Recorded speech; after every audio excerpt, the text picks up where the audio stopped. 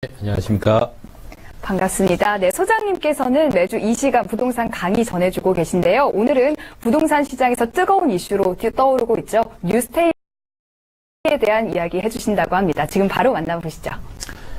예, 최근에 집에 대한 개념이 많이 바뀌어가고 있습니다. 자, 집은 이제 사는 게 아니라, 즉, 바이가 아니라 라이브다라는 얘기를 많이들 하십니다. 그래서 예전에는 저소득층들이 거주하는 임대 아파트라는 개념이 이제는 중산층도 매매가 아니라 임대로서 거주할 수 있는 임대형 아파트, 즉 민간형 임대 아파트인 뉴스테이에 대한 관심이 상당히 뜨거운데요. 자, 오늘은 그러면 뉴스테이에 대한 부분이 무엇이고 또 뉴스테이 속에 또 감춰진 우리가 봐야 될 진실은 또 무엇인지 그런 부분을 좀 더 살펴보는 시간 가져보도록 하겠습니다.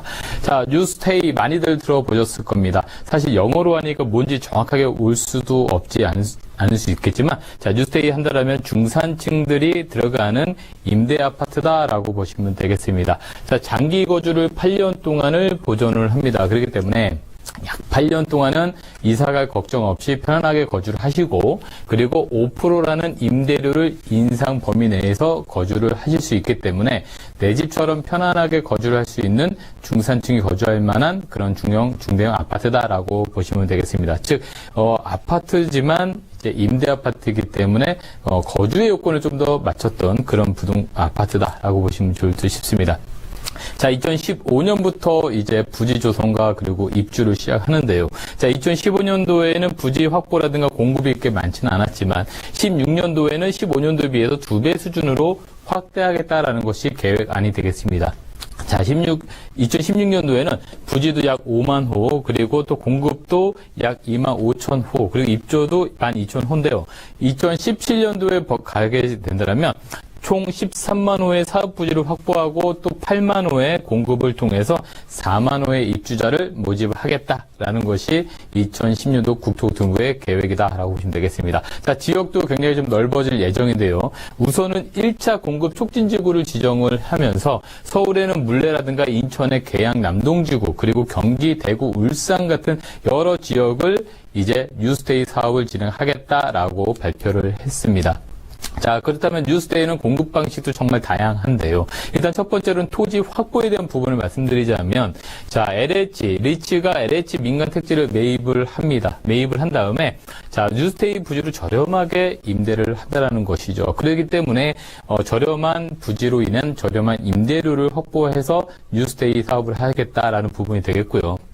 또 택지개발지구나 또는 도심 재개발 재건축을 통해서 뉴스테이가 공급이 되겠습니다. 자, 이런 자금은 어디서 갖고냐? 자, 리츠, 우리가 간접 투자 시대라고 이제 얘기를 하는데, 자, 부동산 간접 투자 방식에 의해서 펀드를 조성한 자금을 가지고 지금 위에 게시한 이런 부지들을 확보해서 민간형 기업 임대 아파트인 뉴스테이를 앞으로 공급하겠다라는 부분이 되겠습니다. 자, 이렇게 뉴스테이로 인해서 중산층들이 거주를 한다라면 우리가 거주 요건에 대한 부분이 만족도가 매우 높아질 것으로 예상하기 때문에 이제 주거 기간에 대한 부분은 고민은 좀 빠지지 않겠는가라고 싶습니다. 자, 뉴스테이를 다시 한번 정리해 본다면 의무 임대 기간이 8년입니다. 즉 민간 기업에서 의무를 8년 이상 임대를 줘야 되는 부분이고 임대료 상승률이 5% 이하로 정해져 있다는 부분입니다. 자, 이 부분은 바로 중산층의 주거 안정을 위한 기업형 임대주택이다라는 것인데,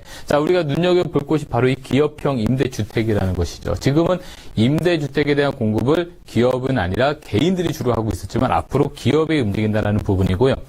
자, 이 부분에 있어서 주택 규모라든가 입주 자격은 제한이 없습니다. 즉, 중산층을 겨냥했기 때문에 면적에 대한 부분이 예전에는 소형에서만 집중되어 있다면 이제는 중대형의 면적에도 겨냥할 수 있다. 그렇기 때문에 굉장히 중산층이 살 수 있는 고급화 아파트를 확보해서 임대 상품이 될 수 있겠다라는 부분이 되겠습니다. 자, 이런 것들은 바로 2015년도 민간임대주택 관련된 특별법에 의해서 움직이는데, 자, 이 민간임대주택에 대한 관한 특별법을 살펴본다라면, 리츠라든가 또는, 뉴스테이를 공급하기 위한 여러 가지 혜택들이 있습니다. 그래서 그런 혜택들을 통한 뉴스테이 사업이 조금 더 진척을 이루고 있다. 라는 것을 뒤에서 조금 더 설명해 드리고요. 자, 민간 건설 업체에서 시공을 맡아서 하기 때문에 이 아파트나 또는 주택에 대한 질이 매우 높아질 것으로 예상되고 있습니다. 자, 얼마 전 신문에 난 기사를 좀 더 참조로 말씀드리려고 하는데요.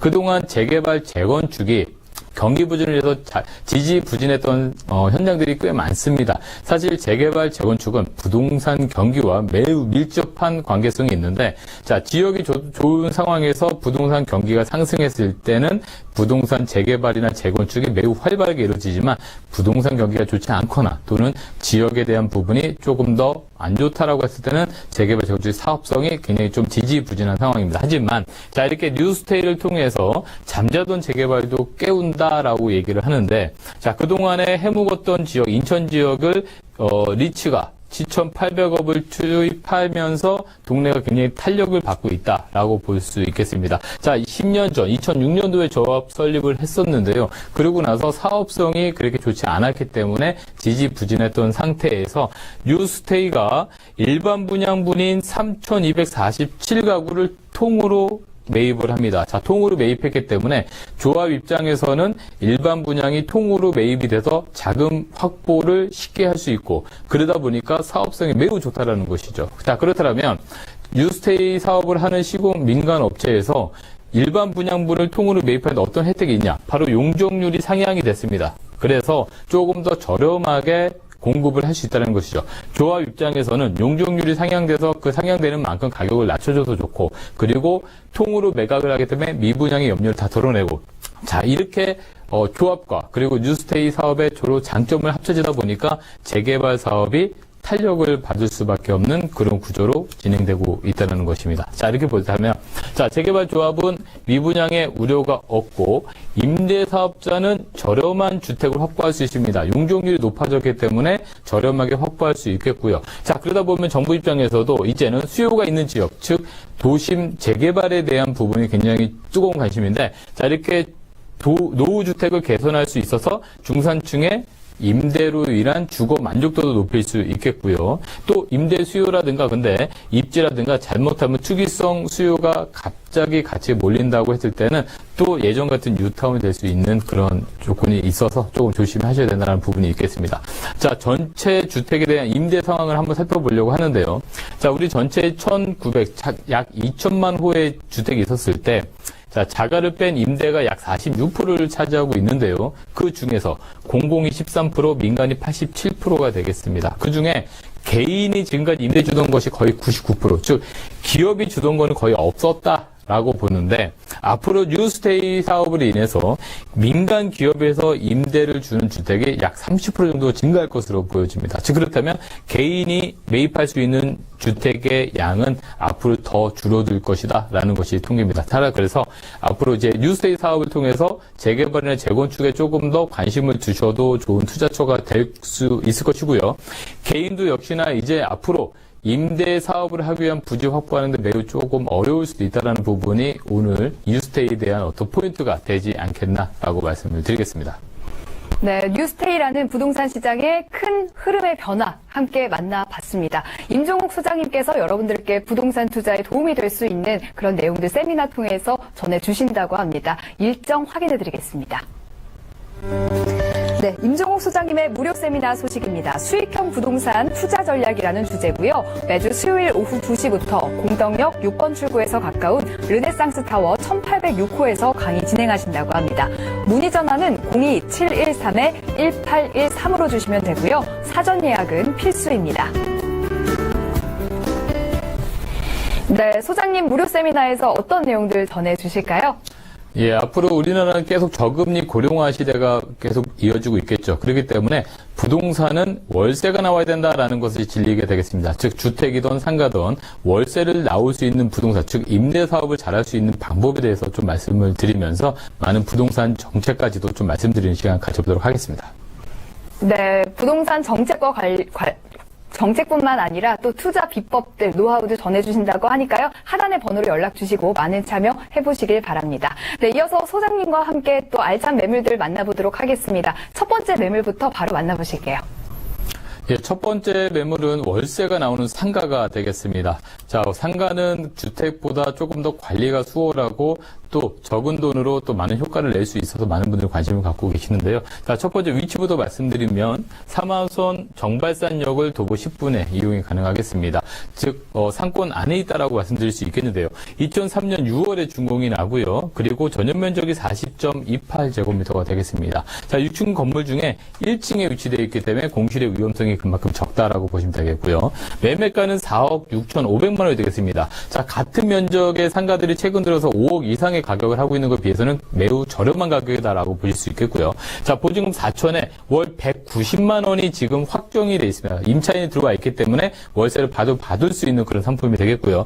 대출은 1억 5천만 원이 가능하기에 실투자 금액은 2억 7,500만 원이 되겠다라고 말씀드리겠습니다. 자, 본 상가는요, 일산 라페스타 상권에 위치되어 있기 때문에 매우 안정적인 상권이 예상되고 있고요. 또 1층이기 때문에 공실의 위험성이 없습니다. 자, 임대에 대한 부분은 공실에 따라서 간다라고 보시면 되겠고요. 자, 꾸준한 임대료 상승, 계속 월세가 꾸준히 상승했기 때문에 거기에 따른 매매 가치가 상승을 하고 있다라고 보시면 되겠습니다. 자, 라페스타 상권이라든가 웨스톤 상권은 젊은 층들이 계속 찾아주는 그런 상권이고요. 최근 들어서 일산 호수공원이라든가 이런 데 위주로 상권이 좀 더 탄탄해지고 있다라고 보시면 되겠습니다. 자, 일산 같은 경우에는 GTX 개통에 맞아서 그런 개발 호재가 갖고 있어서 아파트나 주변의 가격도 계속 상승하는 모습을 보여줄 수 있는데 상권적인 부분도 계속 좀 더 탄탄해져 가고 있다라고 보시면 좋겠습니다. 자, 마지막으로 매매가 정리를 한번 더 해보면 매매가 4억 6,500입니다. 현재 4천에 190만 원의 임대가 확정되어 있고요. 그리고 대출이 1억 5천만 원이 가능하기 때문에 2억 7,500만 원을 투자하셔서 상가의 월세 190만 원을 받아갈 수 있는 그런 1층에 위치한 상가다라고 보시면 되겠습니다. 자, 두 번째는 영등포구에 위치한 다세대 주택을 소개해드리겠는데요. 영등포 구청역 2호선과 5호선의 환승역을 5번에 이용이 가능하시겠습니다. 자, 전용 실사용 면적이 44.43, 실사용 면적이 44이기 때문에 매우 넓은 면적이다라고 보시면 되겠습니다. 자, 방 2개 거실 구조로 되어 있고요. 6층 건물 중에 5층이 되어 있습니다. 자, 내년 3월에 입주 예정이고요. 매매가는 2억 6천만 원이 되겠습니다. 매매가 2억 6천. 전세로 활용해서 소액을 투자해서 시세 차익을 보실 분은 전세 2억 3천만 원이 가능하시기 때문에 실투자 금액은 3천만 원이고요.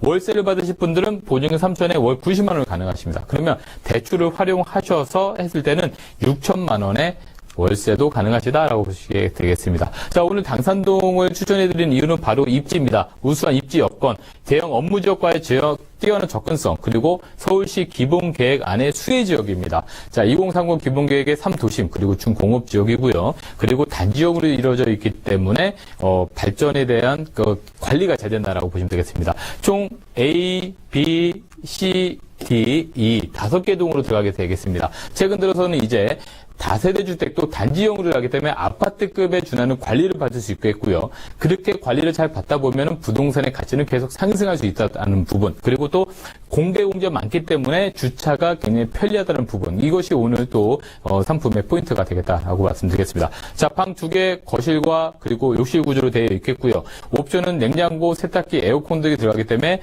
편리한 생활이 가능한 그런 주택이 되겠고, 서울시 2030 기본계획에 따라서 강남권이나 도심권, 영등포권의 개발 계획이 지금 충분하다. 그리고 또 서부간선도로 지하화 사업으로 인한 개발 호재, 그리고 또 중공업 지역 활성화 방안, 즉 용적률 200%에서 400%로 늘어나기 때문에 거기에 대한 집가 상승이 예견된다라고 보시면 되겠습니다. 또 마곡지구로 인한 그런 개발 호재까지 가져갈 수 있는 영등포구 당산동입니다. 자, 매매 가격 다시 한 번만 정리해드리면요.